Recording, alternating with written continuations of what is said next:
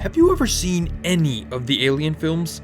The Ridley Scott Alien, the tense, isolation-driven horror films that rely on environmental storytelling and a feeling of loneliness? Sounds cool, right? The next Alien game will be an MMO shooter. What? A funny thing has happened over the course of the last 2 decades. The licensed game has risen to the very peak of gaming's valley and came crashing down so hard that it's all but disappeared. Just 1 generation ago, licensed games were everywhere, both big and small, and then suddenly, they were nowhere. This is why. Alien Isolation is finally receiving a sequel.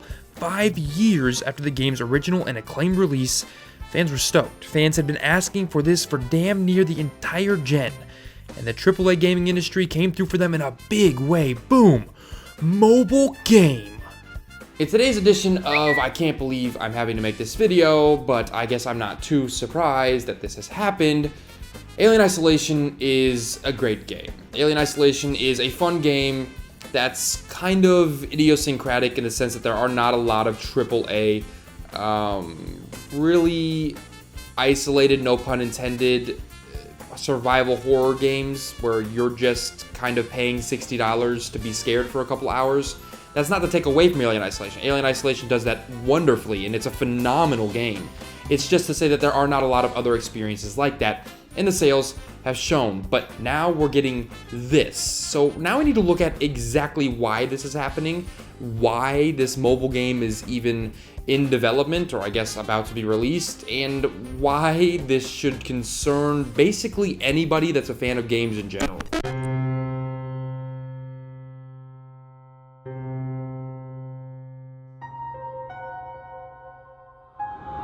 Alien Isolation was a breath of fresh air in a genre that desperately needed it. It took survival horror and made it as tense and atmospheric as it could possibly be. It felt like a genuine extension of the films. That's exactly what it should have been, as a licensed product. But it didn't sell very well, or at least that's what Sega wants you to believe. The reality is it sold well, it just didn't sell astronomically. The game sold 2.1 million copies in its first fiscal year. 2.1 million. Here's the problem. That is exceptional. A niche survival horror game selling 2 mil at $60 a piece? That makes sense. Expecting more? Well, that is absurd. There's no question the game was profitable, but Sega wanted more. That simply wasn't enough, and greed-based expectations struck again. Isolation was great. Fans loved the game, and reviews were genuinely as favorable. But the IP was a licensed risk. It didn't matter that the game outsold Sonic Boom in the same period. It didn't matter that the game's sales were likely affected by the nightmare that was Colonial Marines. Instead, Sega began its search for a way to bleed more money from the IP in a way that was more comfortable. 5 years later, they found it. Well, actually, they didn't. A new publisher did. They found it in the very 2 worst ways imaginable. The first goes in your pocket, and it's terrible.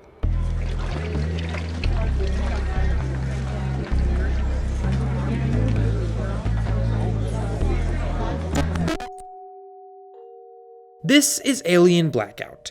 It's a mobile game, and it's a direct sequel to Alien Isolation. It stars Amanda Ripley and is being marketed as a survival horror game that's worthy of the franchise's name. What is it really? Well, it's a game in which you remotely guide Ripley's crew through 7 confined levels using touch controls.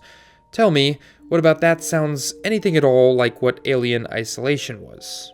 The best part? It's only going to cost you $5. What a steal. Except for the fact that this business decision was made for obvious reasons. The people behind Alien Blackout are the same people behind other mobile games like the Why Does This Exist Adventure Gnome and the I'm So Shocked Marvel licensed this game, oh wait, never mind, Marvel Puzzle Quest. The point? Those are games that exist in the environment they do for the sole reason of excess monetization, which will almost certainly befall Blackout as well. So why does this continue to happen? Why exactly does a company like Fox even approve companies to make games like Alien Blackout? Well, that is actually one of gaming's biggest modern issues.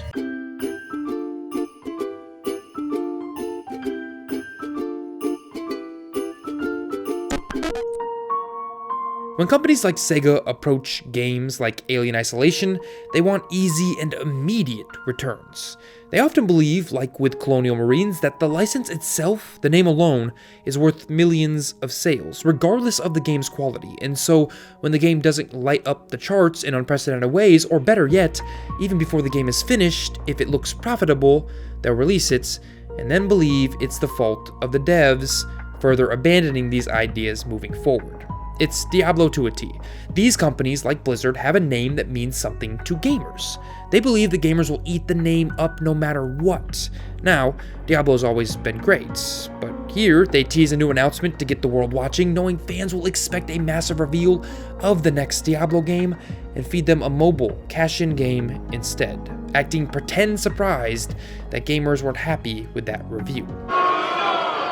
Do you guys not have phones? Yeah, you guys all have phones, right? The problem isn't necessarily that these games exist. Instead, it's about how these companies use these games to manipulate the gamer and end consumer.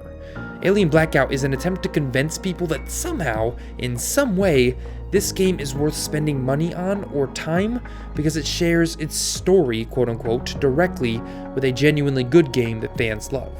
Diablo, the same reality. And it's all in an effort to market their way into something sustainable, not to create their way into something sustainable.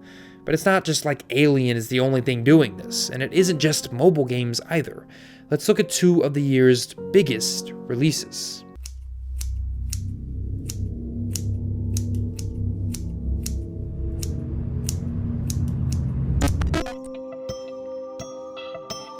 Alien Blackout could be anything. A random sci-fi game set anywhere, and no one would think anything of it. Fans wouldn't be upset, it wouldn't feel like such a slap in the face, but this reality is invading everywhere in the medium. Fallout 76 is characterless. It carries with it absolutely none of the soul or even gameplay realities of any other Fallout game, so why exactly didn't Bethesda just call it anything else instead of setting it up to fail? They knew it would sell no matter what with the Fallout name. Even Fallout Shelter, at the very least, is a game where you exist in a nuclear vault. That makes sense, but 76? It could be any game, takes place anywhere, about any apocalypse, and you wouldn't know the difference.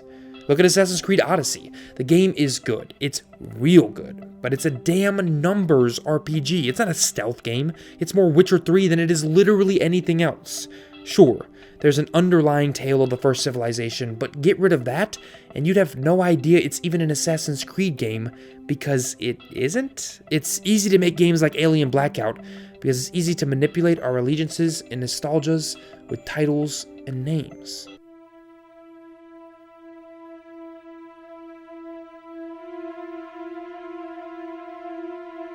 Is this the future of gaming? Is this the beginning of the end?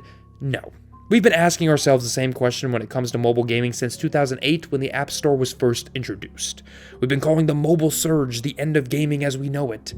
It isn't. Is there a crash likely headed our way?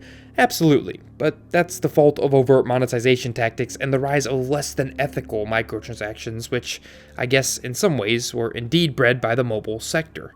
But the reality is this: publishers are no longer interested in risk-taking. They are, more so than they have quite literally ever been, exorbitantly risk-averse. This isn't the 1980s. The problem isn't too many cheap games flooding the markets. The problem isn't oversaturation. The problem is that game companies have discovered a way to manipulate consumers, and the consumer became savvy to it far too late. Games like Alien Isolation will continue to be snubbed for easier, safer bets. What can we do about it? Buy the games we want to be made in the future. Kind of like dressing for the job we want, not the job we have. Show devs it's worth it to keep making the experiences we want by paying for the ones we enjoy and not paying for the ones we don't. Put our money where our heart is. Simple. Well guys, that is it for today's video. As always, you know the drill, the start of a dialogue. What do you think of mobile gaming? I think is my most pertinent question, I guess. What do you think of the state of mobile games? Do you play mobile games? Are you interested in mobile games? And is there any chance you would even play something like this? I mean, the game is $5, so you know that they're going to try to monetize this thing afterwards. It's not like it's a $30 mobile game where they're trying to break the mold and create an amazing big game and you pay for it and you get everything. It's not going to be that. That's obvious. We also have an inkling or an understanding that there's some massively multiplayer shooter, as already mentioned, in development for Alien. So do you think that mobile games are taking away or creating an environment where this stuff happens? Or do you think it's just another system and this stuff is going to occur on another system?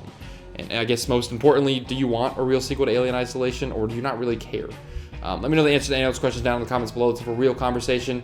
And as always, if you enjoyed this video, hit the like button. If you're not yet a member of this team, press subscribe. I put out gaming analysis and examinations, not quite like this one, but a little bit like this one, twice a week. So subscribe so you do not miss any of those other kinds of videos.